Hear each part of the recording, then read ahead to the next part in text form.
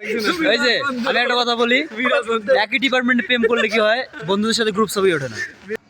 Last একবেলা খাইলাম, সববেলা যে ওইভাবে খেতে তাও না, কোনো একবেলা হয়তো নিজের পছন্দ স্যার আমি খুঁজতে আমি একবেলা খাবার আমি অমুক জায়গায় খাবো।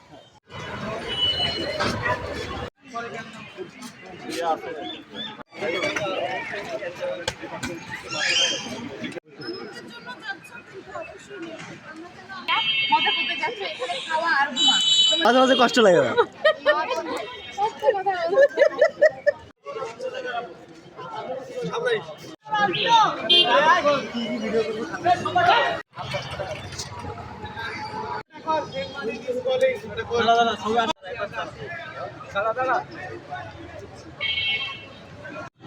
Saint Martin is calling. We are calling. Saint Martin is calling. We are calling.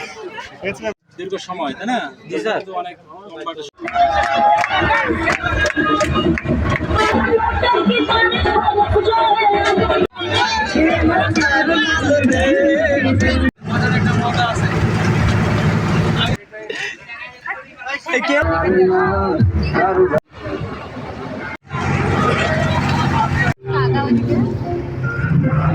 হঠাৎ করে হচ্ছে আমাদের প্লে লিস্ট থেকে জাতীয় সঙ্গীত বেজে ওঠার কারণে দেখেন আমরা বাসের মধ্যে দাঁড়িয়ে গেছি। এটাই দেশের প্রতি একটা ভালোবাসা।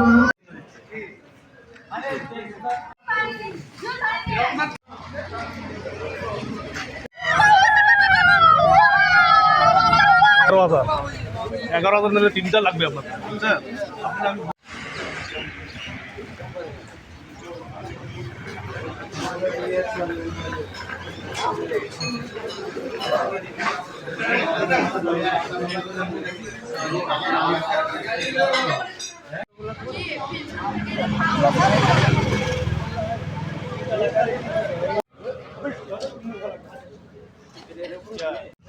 Hey bro,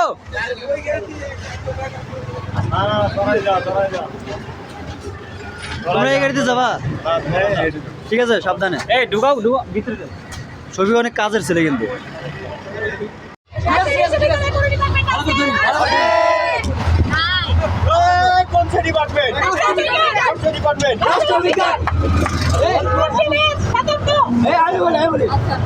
Shazek is calling.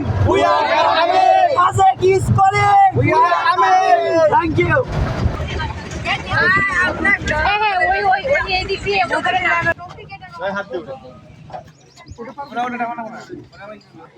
আসসালামু আলাইকুম। ওই সেইভাবে ভ্লগ করা কিংবা ভিডিও করা হচ্ছে না। আমরা এখন বর্তমানে আছে হচ্ছে দিঘিনালা। এই জায়গায় বাংলাদেশ সেনাবাহিনী হচ্ছে আমাদেরকে চেকিং করে, তাদের রুলস রেগুলেশন মেনটেন করে, তাদের নিয়মাবলী ফলো করে আমাদেরকে নিয়ে যাবে হচ্ছে সাজেকের উদ্দেশ্যে। কতজন আসলো, কতজন যাচ্ছে, এই হিসাবটা কিন্তু তারা রাখে। এটা নিরাপত্তার খাতিরে করা হচ্ছে।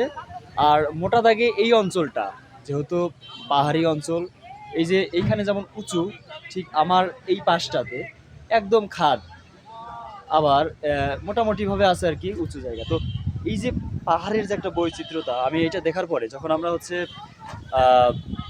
রওনা হলাম চাঁদের গাড়িতে চড়ে, তখন আমার একটা কথাই মনে হয়েছে আসলে যে এই অঞ্চলটার গঠন আসলে কেমন। এই পাহাড়ের উঁচু অংশের মাটিগুলো প্রচণ্ড শক্ত, যার কারণে বৃষ্টিতেও সহজে কিন্তু সেটা ভেঙে যায় না, কিন্তু মাঝে মাঝে পাহাড় ধস হয়। আবার এই যে নিচু জায়গাগুলো, এখানে হওয়ার কথা ছিল পানি, অর্থাৎ যেহেতু নিচু জায়গা পানি জমার কথা ছিল, কিন্তু কোথাও পানি নেই। অর্থাৎ তুলনামূলকভাবে এই ভূমিটা উঁচু, যার কারণে এই সকল জায়গাতে পানি নেই। কিছু কিছু জায়গাতে পানি আছে যেখানে ধান চাষ করা হয়। আমি এখন চাঁদের গাড়িতে, আর এখন আমাদের গন্তব্য সাজেক। চলে যাচ্ছি পরপর 3টি গাড়ি নিয়ে। দেখা হচ্ছে সাজেকে।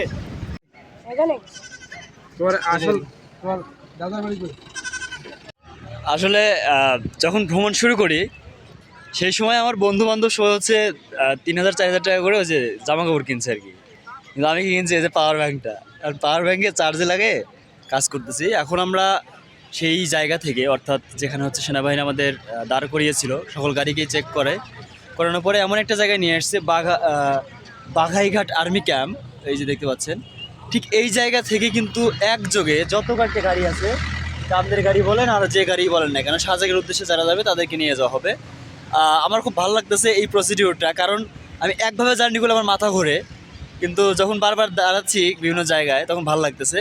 সেই জায়গা থেকে আমরা এখন এখানে অবস্থান করতেছি এবং 10টার দিকে একযোগে সবাই চলে ভিডিও করবি না ভাই জীবনে যে খাটো মানুষগুলো যাবেন না কথা এই দেখেন উপরে তুলা দাঁড় করে দিছি ঠিক আছে।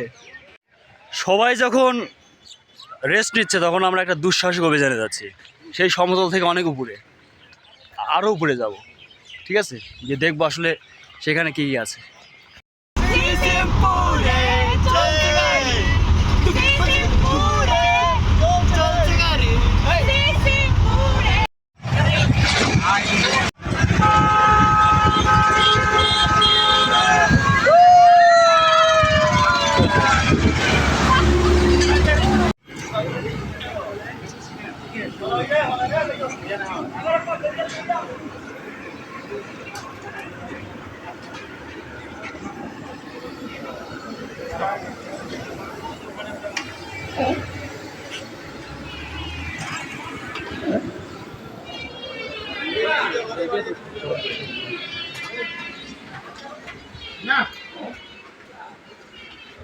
ঠিক আছে